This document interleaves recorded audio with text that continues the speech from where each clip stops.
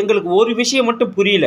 இந்த தற்குறிகள், இந்த முட்டா பயல்களுக்கு எவ்வளவு சொன்னாலும் இவனுங்களுக்கு ஒரு விஷயம் மட்டும் புரிய மாட்டேங்குது. அது என்னன்னு சொன்னாக்கா, டேய் முட்டா பயல்களா, இந்தி தான் கட்டாயம் என்று பிரதமர் சொல்லல, அமித்ஷா சொல்லல, மத்திய அரசு சொல்லல, இங்க இருக்கக்கூடிய அண்ணாமலை அவர்களும் சொல்லல. அப்படி இருந்தும் நீங்க திரும்ப திரும்ப இந்தி இந்தின்னு சொல்லும்போது, அப்போ ஒரு முழு பூசணிக்காய சோத்துல மறைக்கிறது தான் உங்க வேலை. அது மட்டும் இல்லாம 3வது மொழி எந்த மொழியை வேணாலும் கத்துக்குங்கன்னு சொல்லிட்டாங்க.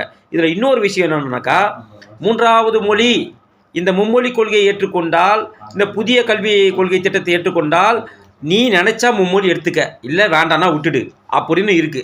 இதெல்லாத்தையும் நீங்க அதை பத்தி பேசாம, அதை பத்தி ஆராயாம, மும்மொழியில இந்திய திணிச்சிட்டாங்க, இந்திய திணிச்சிட்டாங்க, இந்திய திணிச்சிட்டாங்க, முட்டா பயல்களா.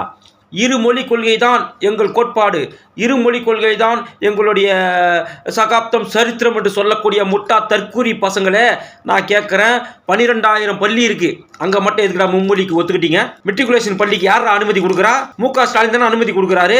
அங்கே மட்டும் மும்மொழி கொள்கைக்கு மு.க. ஸ்டாலின் அனுமதி கொடுப்பாரு. ஆனால் 37,000 பள்ளிகள் இருக்கக்கூடிய அரசாங்க பள்ளிக்கு மட்டும் ஏன்டா கொடுக்க மாட்டேங்கிறாரு?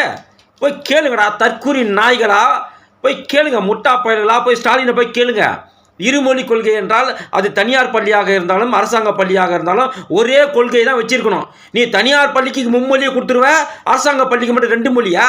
ஏன்னாக்கா தனியார் பள்ளி வச்சிருக்கிறவன் போல திமுக காரன், திமுக கூட்டணி கட்சிக்காரன். நம்ம விஜய் கூட வச்சிருக்கிறாரு, விஜய் வித்யாசிரமம், திருமாவளவன் வச்சிருக்கிறாரு, ப்ளூ ஸ்டார் சிபிஎஸ்சி பள்ளின்னு. அப்போ நீங்களா மட்டும் பள்ளி நடத்தும் போது மும்மொழி கொள்கையை வச்சுப்பீங்க, ஏழை மாணவன் மட்டும் 2 மொழி படிக்கணுமா? முதல்ல தமிழ்நாட்டோட சட்டத்தை கொண்டு வாங்க.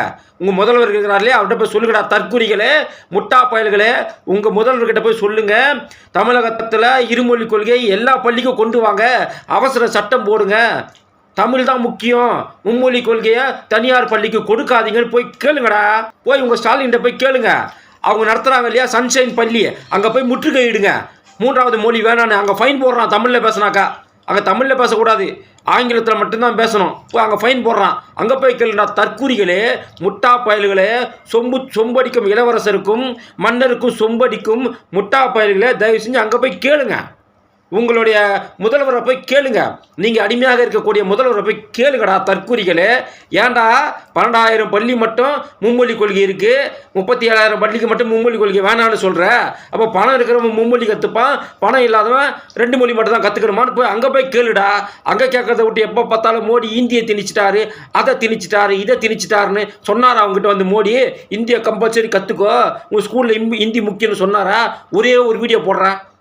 ஊபிஸ்களே, அடிமைகளே, தற்குறிகளே, முதல்வர் சொன்னார் இல்லையா இந்திய திணிக்கிறாங்கன்னு, அப்படின்னு பிரதமர் சொன்னாரா? ஒரு வீடியோ போடு.